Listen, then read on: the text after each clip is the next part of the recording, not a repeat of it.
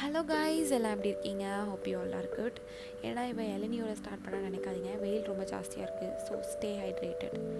இது காட்டுச்சிலம்பன் கோயில். அப்போ என்ன வீடியோ பார்க்க போகிறோம்? Come spend Thursday with me.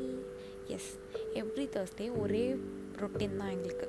So அதை ஒரு நாள் நம்ம வ்ளாக் எடுத்து போட்டால் என்ன அப்படின்னு சொல்லிட்டு தான் இது.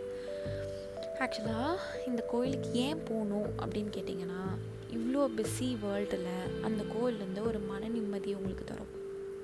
எப்படி தரும்? அந்த போகிற வழியிலேருந்து அந்த கோவிலுக்கு நீங்கள் போய் எல்லா கோயிலும் எப்படி இருக்கும்?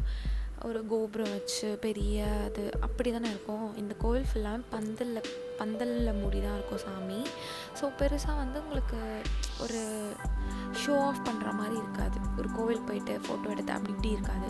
இந்த கோவிலுக்கு போனால் நீங்கள் எல்லாத்தையும் வச்சுட்டு கொஞ்சம் நேரம் அமைதியாக உட்காரணும் போல் இருக்கும். ஸோ எஸ், இந்த கோவில் உங்களுக்கு மன நிம்மதியை தரும். ஒரு பீஸ்ஃபுல்லாக உங்கள் மைண்ட் பீஸ்ஃபுல்லாக இருக்கணும்னு நினச்சிங்கன்னா கண்டிப்பாக இந்த கோயிலை விசிட் பண்ணுங்கள். Once in life time. நான் சின்ன பிள்ளைலேருந்து எங்கள் அப்பா சின்ன பிள்ளை இருக்க வரைக்கும் நாங்கள் போயிட்டுருக்கோம். எங்கள் அப்பாவுக்கு 40+ இயர்ஸ், எனக்கு 20+ இயர்ஸ். நாங்கள் இந்த கோயிலுக்கு விசிட் பண்ணிகிட்ருக்கோம்.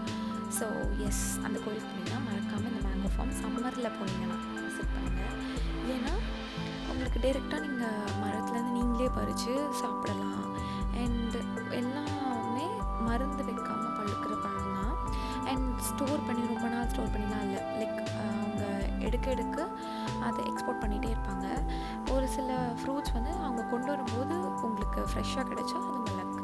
ஸோ எஸ், நீங்கள் கோயிலுக்கு போகிறீங்கன்னா ஸ்ட்ரெயிட்டாக போனீங்கன்னா எண்டில் இந்த ஃபார்ம் தான் இருக்கும். ஸோ போயிட்டு உங்களுக்கு தேவையான மேங்கோஸை பர்ச்சேஸ் பண்ணிக்கோங்க.